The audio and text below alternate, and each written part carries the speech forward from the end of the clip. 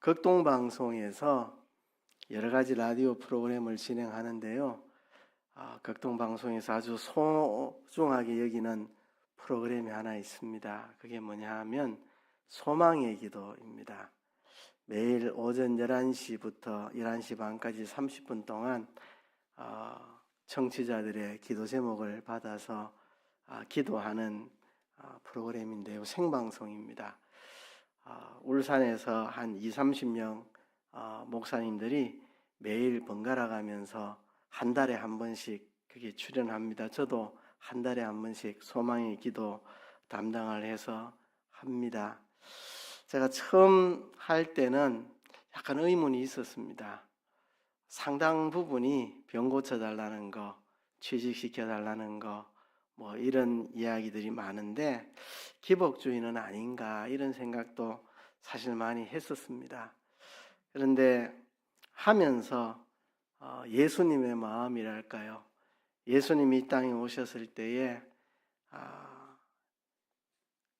거리에는 병든 자, 눈먼 자, 아픈 자들 널려 있었고 간절한 마음으로 예수님 고쳐주시기를 바라고 그때나 지금이나 달라진 게 없구나. 그들을 위해서 기도하는 거 참 소중한 일이다. 이렇게 생각이 저도 바뀌더라고요. 그래서 지난 월요일에 5월달 제 순서가 돼서 갔었는데요. 생방송이라서 진행자가 갑자기 뭐 질문하면 순발력 있게 대답을 잘해야 되는데 이번에는 그런 질문을 진행자가 저한테 던지더라고요. 5월달인데 가정의 달인데 우리 자녀들을 잘 양육해야 되겠는데 잠언에 보면 마땅히 행할 일을 아이에게 가르치라 그러면 늙어서도 그것을 떠나지 아니하리라고 말씀했는데 우리가 자녀들에게 가르쳐야 할 마땅히 행할 길이 무엇이라고 생각합니까? 이렇게 갑자기 질문을 했습니다. 우리가 자녀들에게 가르쳐야 될 마땅히 행할 길이 뭐겠습니까? 그래서 제가 뭐라고 대답했겠습니까? 이렇게 대답했습니다. 예수님의 지상 대계명이 있습니다. 그것은 바로 마음 다하고 뜻 다하고 성품 다해서 하나님을 사랑하고 이웃을 자기 자신과 같이 사랑하는 것입니다. 어릴 때부터 우리 자녀들에게 하나님 사랑하는 법을 가르치고 이웃 사랑하는 법을 가르쳐야 됩니다. 그러면 그 아이들이 평생 하나님을 사랑하고 이웃을 사랑하며 살아갈 것입니다. 근데 그것은 부모가 지식적으로 아이에게 가르친다고 될 일은 아닙니다. 제일 좋은 것은 부모가 자식에게 하나님을 사랑하는 모습을 보여주고 다른 사람을 사랑하는 모습을 보여주면 그 아이들이 어려서부터 그것을 배워서 평생 하나님 사랑하고 이웃을 사랑하는 삶을 살게 될 것입니다. 부모가 자녀들에게 하나님 사랑하고 이웃 사랑하는 모습을 보여줘야 됩니다. 그렇게 제가 대답을 했습니다. 여러분 이제 5월인데 가정의 달인데 가정의 달 되면 또 우리가 자녀 양육에 대한 생각을 하게 됩니다. 내가 자녀를 젊은 분들은 자녀를 잘 키워야 될 텐데 이런 생각 할 거고 연세 드신 분들은 내가 자녀를 잘 키웠나 이런 돌아보는 때로는 자책하는 마음 내가 잘못 키운 것 같다 이런 생각도 들기도 할 것입니다. 이런 때에 우리가 자녀들에게 마땅히 행할 길을 보여줘야 되는데요. 그것은 하나님 사랑하는 엄마 아빠의 모습, 다른 사람을 사랑하는 엄마 아빠의 모습을 보여주는 것, 그거보다 더 큰 교육이 있겠나 싶습니다. 하나님 사랑하고 이웃 사랑하면 인생 성공한 사람입니다. 돈을 많이 벌고 출세하고 그거는 아무 의미가 없습니다. 죽음의 문턱에 서보세요. 내가 높은 집에 올랐던 게 무슨 의미가 있으며 내가 돈 많이 버는 게 무슨 의미가 있으며 내가 세상에서 권세 부리고 살았던 게 무슨 의미가 있습니까? 죽음 앞에서. 죽음 앞에 서면 내가 하나님 평생 사랑하고 살고 다른 사람을 평생 사랑하고 살았다.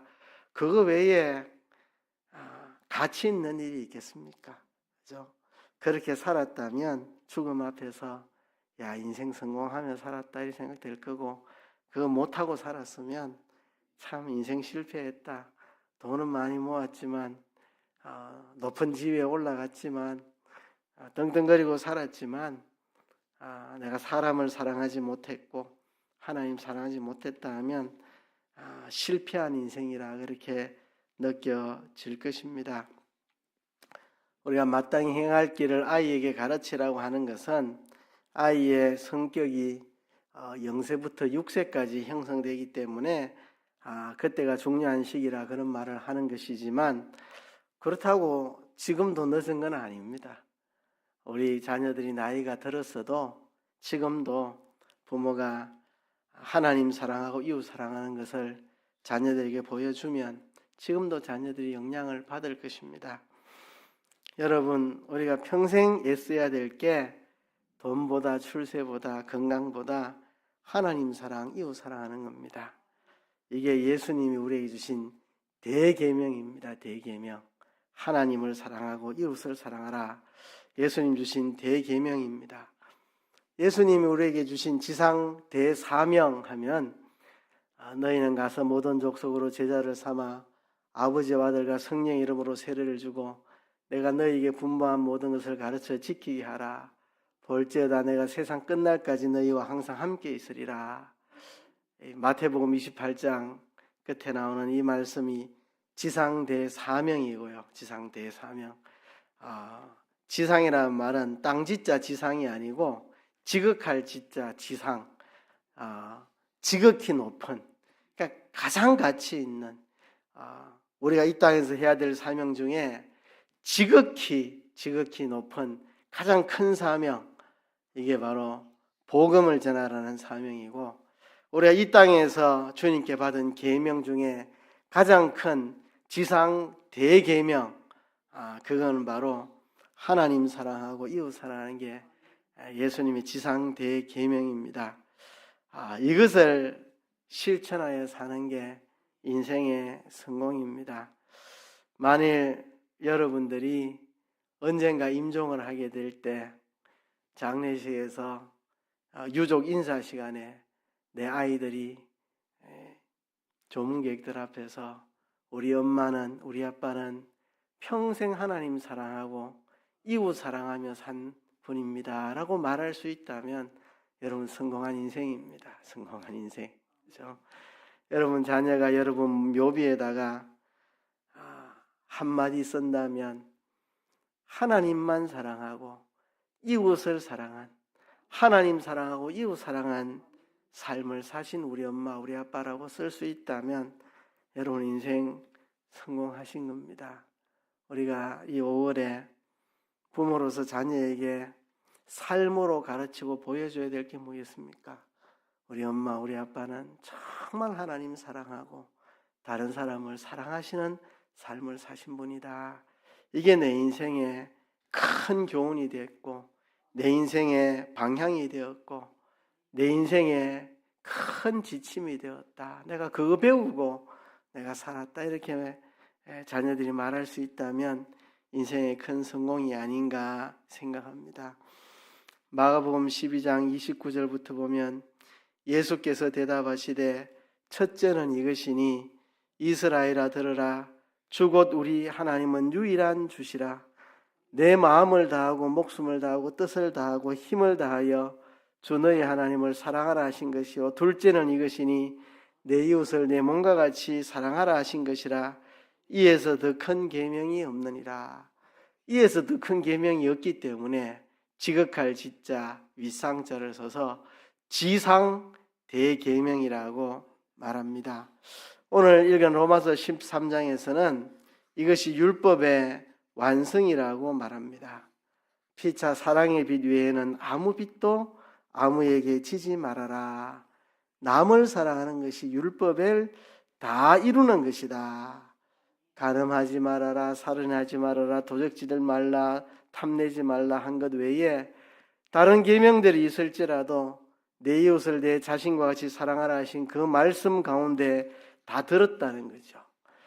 사랑은 이웃에게 악을 행치 않는다. 사랑은 이웃에게 악을 행치 않는다. 사랑하면 간음할 수가 없고, 사랑하면 살인할 수가 없고, 사랑하면 도적질할 수 없고, 사랑하면 탐내일 수 없고, 그 외에 뭐 수백 수천 가지 계명이 있을지라도 그것들은 다 내 이웃을 내 몸과 같이 사랑하라고 한 그 말씀 속에 다 들어있다. 사랑하면 이웃에게 어떤 악도 행치 않는다. 사랑은 율법의 완성이다 그랬습니다. 그래서 여러분, 우리가 평생 힘써야 될 게 하나님 사랑하는 것과 더불어 이웃을 사랑하는 것입니다. 여기에 힘써야 됩니다. 여러분, 하나님 사랑, 이웃 사랑하지 않고 종교생활 열심히 하면 아무 의미 없습니다. 예배 시간 참석하고 주일날 교회 오고 하는 게 뭐 때문에 그래 하는 겁니까? 하나님을 예배하는 가운데에 하나님을 사랑하고 또 하나님을 사랑함으로 이웃 사랑하고 그 훈련하는 것입니다. 훈련하는 거. 예배 생활하고 주일 지키고 성경 읽고 기도하고 이 모든 것들이 하나님 사랑, 이웃 사랑하는 거 배워나가고 훈련하는 과정입니다. 근데 평생 껍데기 종교 생활은 열심히 했는데 하나님 사랑하지 않고 이웃 사랑하지 않으면 다 헛일한 겁니다. 헛일하는 거. 형식만 지켰지 알맹이는 다 빼먹고 껍데기만 지키다가 가는 겁니다. 그렇죠? 그래서 우리가 이렇게 신앙생활을 하는 게 한 해 한 해 하나님을 더 사랑하고 이웃을 더 사랑하고 점점 하나님 사랑, 이웃 사랑으로 자라가는 거, 이게 신앙생활입니다. 그래서 이번에 이웃을 사랑하는 것, 다른 사람을 사랑하는 것에 대해서 우리 자신을 좀 깊이 돌아봐야 하겠습니다. 여러분, 왜 사람들이 다른 사람을 사랑하지 못할까요? 다른 사람 사랑하는 게 왜 그렇게 어려울까요? 자기중심, 자기위주 때문에 그렇습니다. 다 자기중심으로 사니까. 그래서 다른 사람을 사랑 못합니다. 다 내 중심인데 어떻게 남을 사랑합니까? 인간이 죄로 인해서 타락했습니다. 타락한 게 뭡니까? 하나님 중심에서 자기 중심으로 내려온 겁니다. 타락 전에는 하나님 중심으로 살았는데 인간이 타락해서 자기 중심으로 내려온 게 이게 바로 타락입니다. 죄에는 원죄와 본죄가 있습니다. 본죄를 자범죄라고 부르기도 합니다. 본죄 또는 자범죄는 자기가 실제로 죄 짓는 거에 본죄 또는 자범죄입니다. 그럼 원죄는 뭡니까? 인류 시조 아담이 선악과를 먹음으로 정죄받은 부패성입니다. 우리 안에 있는 이 부패한 본성, 부패성, 그죠? 죄의 본성을 가리켜서 원죄라고 그럽니다. 하나님이 주신 인격과 자유를 가지고 하나님을 떠나 자기를 중심하고 자기를 위주하며 자기를 위하는 이것을 우리는 원죄라고 말합니다. 우리는 아담의 후손으로서 원죄를 타고 태어났습니다. 원죄를 가지고 태어났습니다. 이 원죄가 바로 죄성입니다. 죄성. 죄의 본성입니다. 부패성입니다. 자기 중심, 자기 위주의 악입니다. 악. 우리가 악성을 가지고 태어났습니다. 이 악성이 바로 원죄입니다. 원죄. 우리가 철저히 자기 중심적으로 태어난 사람입니다. 자기 중심. 그렇죠? 우리가 싸워야 할 세 원수 중에 하나가 바로 이 자기 중심입니다. 우리가 싸워야 될 세 원수, 세상과 더불어 싸워야 되고 마귀와 더불어 싸워야 되고 자기의 육과 더불어 싸워야 된다 했는데요. 이 육이라는 게 이 옛사람의 소욕, 바로 이 악성입니다. 악성, 원죄성. 그렇죠? 옛사람은 악령과 악성과 악습이 하나 되어 있는 이게 옛사람입니다. 악령의 유혹을 받아가지고 자기중심적인 이 원죄성, 악성을 가지고 있고 이제 자기 중심으로 살아가는 그게 몸에 배이면 그게 악습이 됩니다. 철저히 자기중심적으로 살아가는 본성, 그게 악성이고 그게 이제 몸에 연습이 되면 자기중심으로 살아가는 게 습관이 됩니다. 몸에 배입니다. 그게 악습입니다. 악령과 악성과 악습으로 된 게 옛사람입니다. 철저히 자기중심적으로 살아가는 이게 바로 옛사람입니다. 이 옛사람의 소욕, 그게 바로 육이죠, 육. 이것과 더불어 싸우는 게 우리의 영적인 싸움입니다. 그래서 자기 중심을 벗어나서 하나님 중심으로 살아가는 거, 이게 바로 우리가 성화를 이루어가는 겁니다. 옛사람의 소욕인 자기 중심을 벗어나서 하나님 중심으로 살아가는 거, 이게 성화되어 가는 거고, 이게 승리하는 삶이고, 이게 영적으로 승리하는 우리의 삶입니다. 하나님 중심이 되면 하나님은 모든 사람을 사랑하시니까 우리도 하나님 사랑하시는 사람을 사랑하게 됩니다. 여러분, 사랑은 그런 겁니다. 그죠? 아내를 사랑하면 아내가 사랑하는 것들을 사랑하게 됩니다. 부모님을 사랑하면 부모님이 사랑하는 것들을 사랑하게 됩니다. 부모님이 정말 소중하게 여기는 사람이 있으면 나도 그 사람 소중히 여기고, 동생 녀석 미워 죽겠지만 엄마가 내 동생을 얼마나 사랑하는데 엄마가 사랑하는 내 동생을 나도 사랑하고, 사랑은 그런 것입니다. 배우자를 사랑하면 배우자가 소중히 여기는 것을 소중히 여기고 사랑하는 거죠. 우리가 하나님 중심이 되면 하나님이 소중히 여기는 것을 우리가 소중히 여기고, 하나님이 사랑하는 것을 우리가 사랑합니다. 그래서 자기 중심을 버리고 하나님 중심이 되면 하나님이 사랑하시는 사람을 우리가 사랑하게 됩니다. 그렇죠? 이게 바로 이웃 사랑하는 것입니다. 우리가 하나님 중심이 되어서 자기 중심을 버리고 이웃을 사랑하는 데까지 나아가라고 성경은 우리에게 말합니다. 자, 이웃을 내 몸같이 사랑하는 것에 있어서 적지 않은 부분이 물질과 관련이 됩니다. 성경에는 이웃 사랑하는 것의 구체적인 모습으로 물질적으로 다른 사람을 돕고 섬기는 것을 성경은 굉장히 많이 말하고 있습니다. 물론 물질적인 사랑보다 그 사람에게 예수 믿게 해주고, 그가 죄에서 멀어지게 만들어주고, 그가 하나님과 가까워지게 해주면 이게 물질적인 것보다 더 큰 사랑이겠죠. 그러나 물질적인 사랑도 중요한 하나의 요소로 성경이 많이 강조하고 있습니다. 또 사람을 구원해내고 죄와 멀어지게 만들고 하나님과 가깝게 만드는 이것도 물질적인 사랑을 통해서 전해지는 경우가 많이 있습니다. 자기 중심으로 욕심에 가득한 사람 보고 누가 예수님 믿고 싶으시겠습니까? 그죠? 그래서 성경은 물질적인 사랑도 소중하게 참 많이 말을 합니다. 형제가 헐벗고 굶주린데 평안히 가라, 더웁게 하라 말만 하고 사랑을 실행치 않으면 무슨 유익이 있겠느냐고 성경은 우리에게 말하고 있습니다. 사실 예수님이 우리를 위해 목숨까지 내어주셨는데 우리도 목숨을 바쳐 형제를 사랑해야 되는데, 물질로 형제를 섬기는 것은 제일 쉬운 일입니다. 제일 기초입니다. 물질 하나 형제를 위해서, 이웃을 위해서 쓸 수 없다면 어떻게 형제를 위해 목숨까지 바칠 수가 있겠습니까? 그렇죠? 이번에도 아주 작은 것이지만 우리 슈박스 3만 원 작정 참 많이 하셨습니다. 33박스 작정이 되었습니다. 근데 사실 이거보다 실제는 더 많습니다. 왜냐하면 연초부터 극동방송에서 이거를 방송을 했고, 우리 교회에도 이번 행사 이전에 개인적으로 후원하신 분들이 더러더러 많이 있었습니다. 그래서 아마 33박스 나온 걸 거고, 아마 이전에 개인적으로 하신 분들 다 치면은 40박스, 50박스 되지 않겠나 이래 생각을 하는데요. 참 많은 분들이 후원해 주셔서 감사합니다. 정말 작은 것이지만 그것도 이웃 사랑하는 하나의 모습입니다. 자, 그런데 우리가 이 슈박스 같은 이런 작은 것에는 우리가 움켜쥐지 않고 손을 활짝 폈는데요.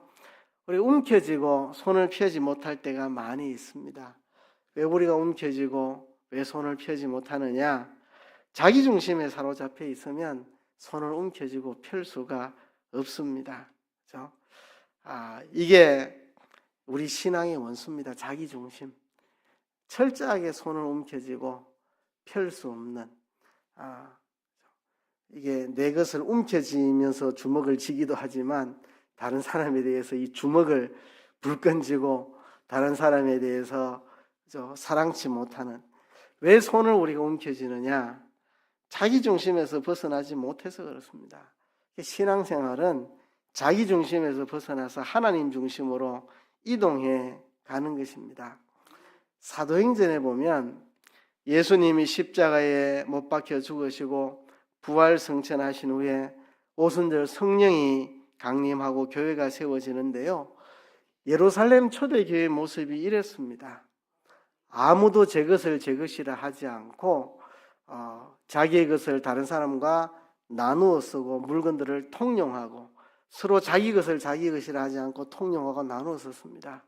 바나바 같은 사람은 자기 소유를 팔아가지고 사도들에게 내어놓고 교회에 가난한 자들, 어려운 자들이 쓰도록 자기 소유를 다 내어놓았습니다.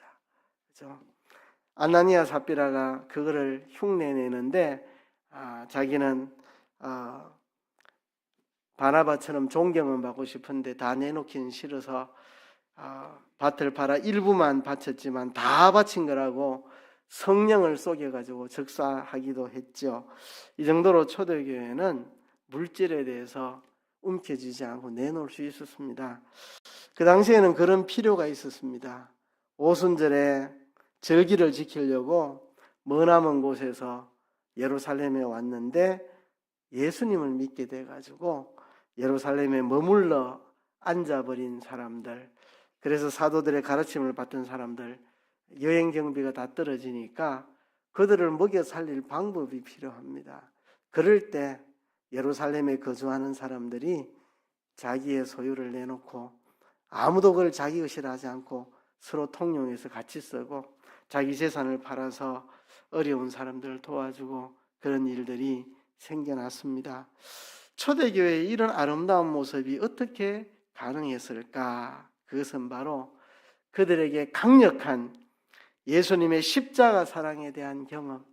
지금 예수님이 십자가에 못 박히신 것이 불과 50일 전입니다. 불과 50일 전에 예수님이 십자가에 죽으셨습니다. 그들에게는 예수님의 십자가에 못 박혀 죽으신 장면이 생생하게 뇌리 속에 남아 있습니다.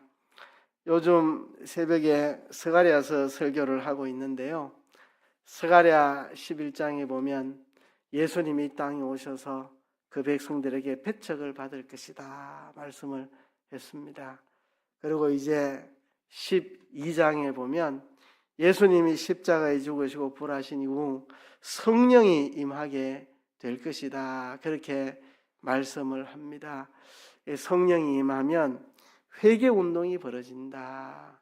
자기들의 잘못을 애통하고 회개하는 역사가 벌어진다.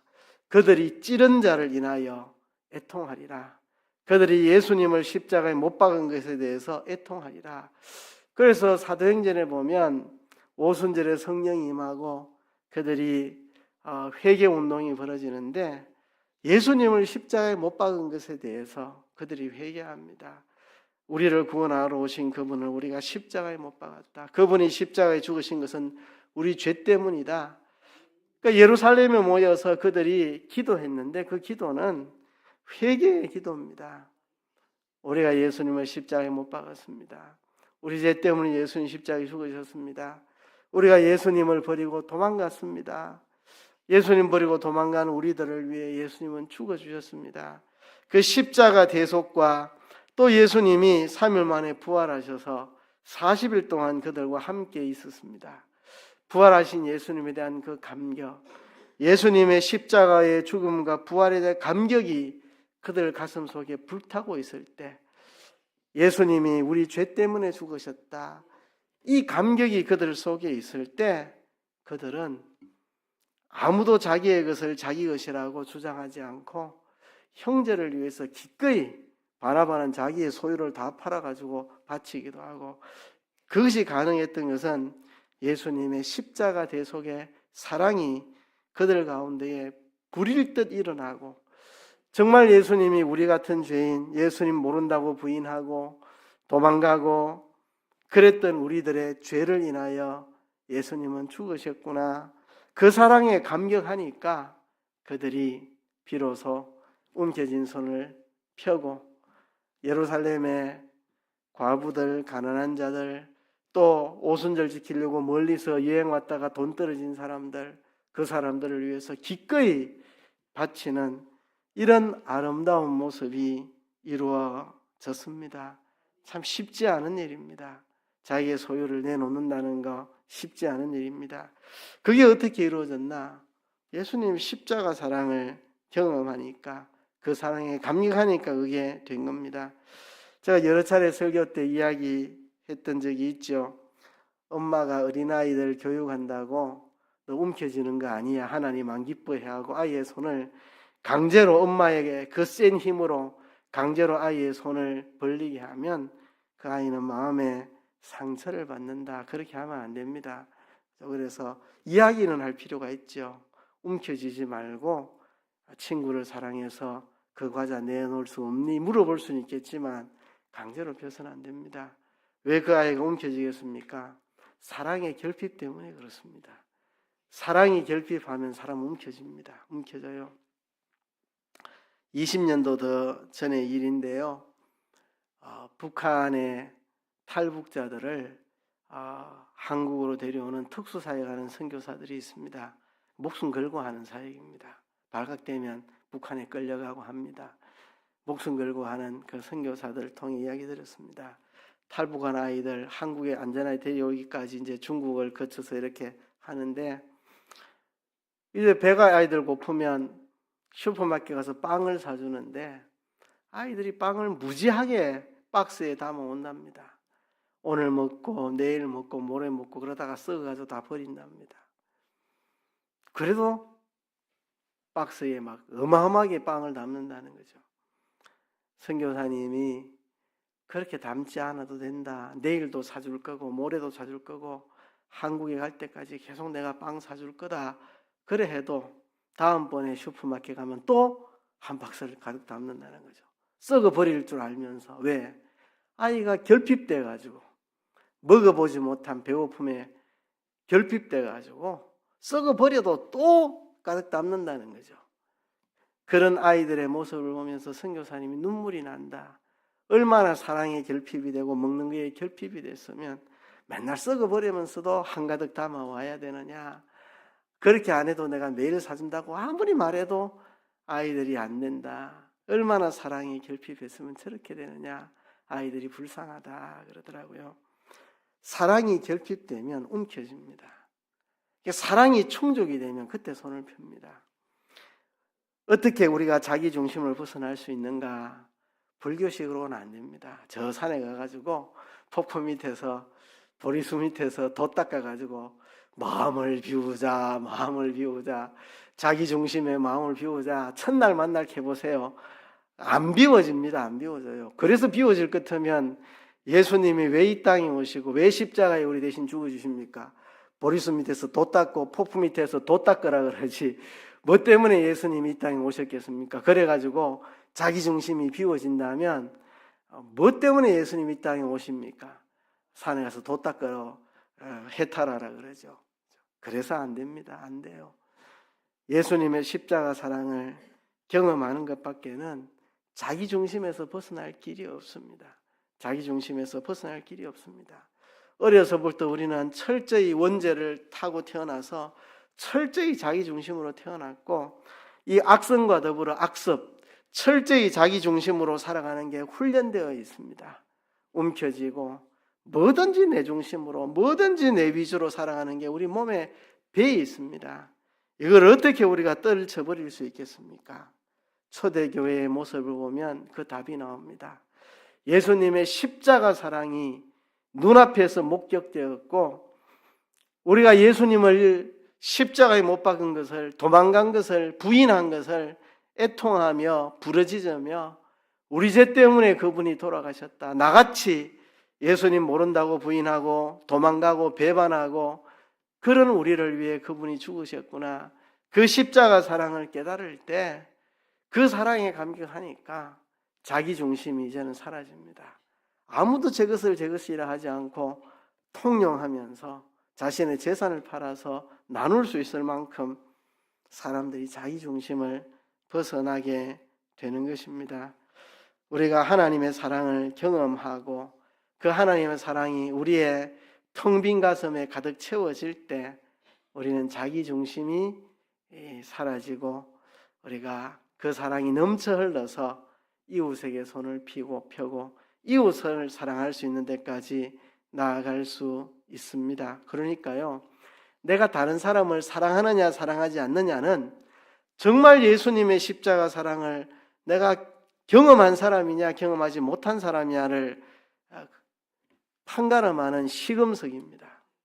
요한 1서에 보면 눈으로 보는 바 형제를 사랑치 않는 자가 하나님을 사랑한다는 것은 거짓말하는 것이라 그랬습니다. 진짜 하나님의 사랑을 경험했으면 자기 중심이 그 앞에서 다 녹아지고 하나님 중심이 돼서 하나님이 사랑하시는 그 사람을 나도 사랑하게 된다는 것입니다. 사랑의 충족이 되기 때문에 우린 자기 중심을 벗어나 형제를 사랑할 수 있고요. 또 하나님이 나를 사랑해 주신 그 사랑에 대한 감사의 표현으로 우리가 이웃을 사랑할 수 있고요. 십자가 사랑으로 나를 사랑해 주신 그 하나님의 소원이, 명령이, 부탁이 이웃을 사랑하라는 것이니까 우리가 이웃을 사랑하게 되는 겁니다. 사람은 다 그렇게 성장합니다. 어린 아이일 때는 나 중심입니다. 나 중심. 아이가 손님 왔다고 아이고 지금 울면 엄마가 난처하겠네. 손님 가고 나와서 울어야지. 이런 아이 없습니다. 배고프면 손님이 있든지 말든지 엄마 난처하든지 말든지 울어버립니다. 그래서 왜? 어릴 땐 나 중심이니까.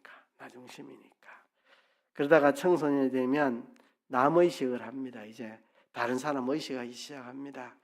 청소년은 어린이도 아니고 어른이도 아니고 중간치기죠. 그렇죠? 그러다가 이제 어른이 되면 나 중심도 아니고 남의식도 아니고 원리로 살아가는 하나님의 법대로 하나님의 진리대로 원칙대로 원리로 살아가는 사람, 이게 이제 성인입니다. 그런데요, 우리가 영적으로 성숙하지 못하면 성인 아이가 됩니다. 성인 아이. 나이는 들어도 여전히 나 중심, 성인 아이라고. 성인 아이. 나이는 들었는데 여전히 나 중심으로 살아가는 거. 우리 사회는 성인 아이들도 꽉 찼습니다. 길거리에 나이만 먹었지 영적으로, 인격적으로, 정서적으로 자라지 못해서 나 중심으로 살아가는 어른들이 우리 사회에 꽉 찼습니다. 저 국회 보세요. 왜 저래 싸웁니까? 전부 나 중심이니까 싸우죠. 국회의 모습이나 유치원의 모습이나 똑같습니다. 나 중심으로 싸움박질하는 거 보면 우리 사회에는 나이만 먹고 성장하지 못해서 나 중심으로 살아가는 사람으로 가득 차 있어서 이 사회가 이 모양 이 꼴입니다. 우리가 영적으로 성장하지 못하면 어른이 되어도 자기 중심에서 벗어나지 못합니다. 여러분, 나이가 들면 어린아이가 된다는 말이 있습니다.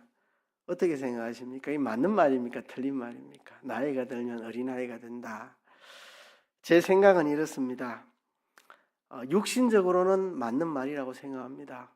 이제 뭐 연세가 많아지시면 걸음 못 걸으면 누가 부축해줘야 되고 멀리 못 가면 누가 차로 모시고 가야 되고 우리가 어린아이 때 그랬잖아요. 누가 엄마가 손잡아줘야 되고 차 태워줘야 되고 그러니까 육신적으로는 나이가 들면 어린아이가 되는 게 맞습니다. 하나님이 일부러 그래 만들어 놓으신 것 같아요. 그죠? 내가 젊었을 때는 내 아이 붙잡아주고 차 태워주고 씻겨주고 그랬으니까 이제 그 아이가 어른이 되면 자기 엄마 아빠가 이제 육신적으로는 어린아이처럼 누군가 옆에서 부축해줘야 되고 누군가 옆에서 밥 먹여줘야 되고 그러면 반대로 해야 되죠. 반대로. 어릴 때 엄마 아빠가 내 손 붙잡아주고 밥 먹어주고 했으니까 이제 내가 어른이 되면 우리 엄마 아빠 스스로 못하면 내가 해드려야 되고 하나님이 그렇게 만들어 놓으신 것 같아요. 그래서 나이가 들어서 육신적으로 어린아이처럼 되는 것은 부끄러운 일이 아닙니다. 그거는 하나님이 그래 만들어 놓으신 거고 그렇게 대접을 받는 게 마땅합니다. 그러나 정신적으로, 정서적으로, 영적으로는 그럴 수도 있고 아닐 수도 있다고 생각합니다.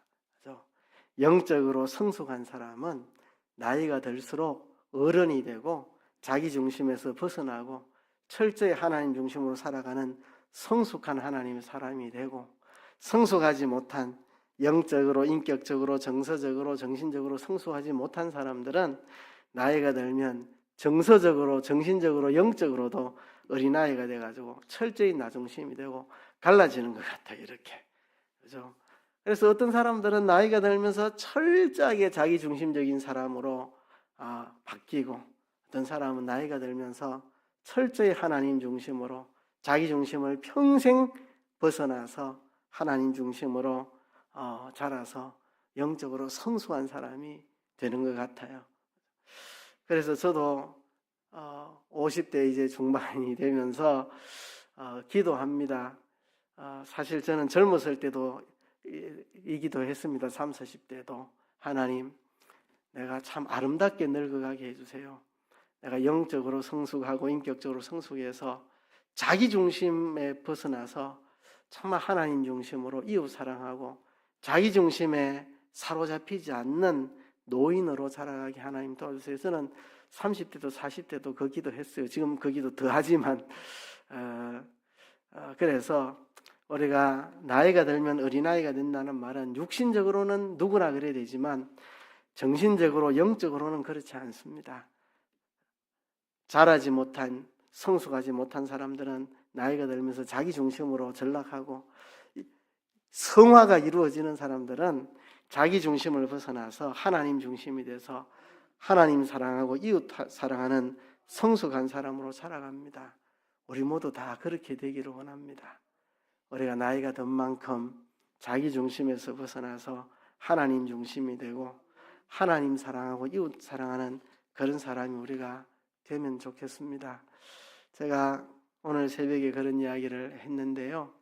이제 봄이 되니까 길가에 나가면 또 이렇게 공원에 가면 이 고목에 새순이 돋아서 파릇파릇하게 자라는 모습이 보입니다. 옛날 배경희 목사님이 그 말씀 참 많이 하셨는데 묵은 둥치에는 열매가 맺지 않는다. 새순이 돋아야 그 새순에서 열매가 맺는다. 여러분, 고목에는 열매가 안 맺습니다. 고목에서 새순이 나와서 그 새순에서 열매를 맺, 제가 말을 잘못했는데 고목에 열매를 맺는데 고목에서도 열매를 맺는데 묵은 둥치에서 열매 맺는 게 아니고 새순이 돋아서 그 새순에 열매가 맺습니다. 여러분, 우리가 묵은 둥치가 되지 말고 그 묵은 둥치에서 돋아오는 새순이 되어야 됩니다. 주님의 십자가 사랑을 다시 경험하고 다시 그 주님의 십자가 사랑 앞에 감격하고 다시 그 주님의 십자가 대속의 사랑으로 우리가 새순이 돋아야 됩니다. 초대교회의 예루살렘에 예수님의 그 십자가 사랑 앞에서 성령의 충만함을 받고 그들이 예수님을 십자가에 못 박은 것을 회개하고 나 같은 죄인 때문에 예수님 십자가에 죽어지셨구나, 그들이 부르짖으며 그들이 이웃 사랑하는 것, 아무도 자기 것을 자기 것이라 말하지 않고 이웃 사랑하는 삶의 아름다운 공동체를 이룬 것처럼 우리들도 우리 안에 새순이 돋아야 됩니다. 주님의 그 십자가 사랑, 그 대속의 사랑, 나 같은 죄인 구원해 주신 그 사랑이 다시금 내 속에 불리듯 일어나고 정말 성령의 충만함을 우리가 받아서 내가 영혼 구원을 해야 되겠다, 내가 영혼을 살려내는 그 일을 해야 되겠다, 내 소유와 몸과 생명을 다 바쳐서 내가 이웃을 사랑하고 다른 사람을 사랑하고 내가 한 영혼이라도 구원해야 되겠다는 열정이 불타는 새순이 돋아오를 때 고목 같은 우리가 열매를 맺을 것입니다. 예수 믿은 지 30년, 40년 되고 이제 고목이 되었는데 묵은 둥치에서는 열매가 안 맺습니다. 그냥 이제 예수 믿고 습관적으로 교회 나오고 습관적으로 줄 지키고 이래가지고는 열매가 안 맺습니다. 여러분, 고목에 그 묵은 둥치에서 새순이 올라오고 거기 꽃이 피고 열매 맺듯이 우리 안에 새순이 자라야 됩니다. 주님의 십자가 사랑을 다시 우리가 생각하고 다시 성령의 충만을 받아서 그 사랑에 감격해서 내가 한 영혼이라도 구원하고 내 모든 걸 바쳐서 주님이 날 사랑하셨듯이 나도 이웃을 사랑해야 되겠다는 이 새순이 돋아오르면 거기서 꽃이 피고 열매를 맺을 겁니다. 그래서 이 자리에 있는 우리 모든 성도들 고목이 이제 되어 가는데요. 여러분, 고목의 새순이 돋아서 꽃이 피는 아름다운 모습을 보면서 나도 저렇게 돼야 되겠다. 주님의 십자가 사랑에 감격하는 새순이 우리 삶에 돋아서 아름다운 열매 맺는 우리 남은 생애가 돼야 되겠다. 정말 하나님 사랑하고 이웃 사랑하는, 육신적으로는 어린아이가 될 수밖에 없죠. 이제는 뭐 기력이 약해지고 그거는 아름다운 모습입니다. 그러나 영적으로는 정말 성숙해서 나 중심을 벗어나 하나님 중심으로 이웃을 사랑하는 그런 새순이 돋는 저와 여러분 되기를 주의 이름으로 축복합니다. 말씀을 생각하시면서 다시 통성으로 기도하겠습니다.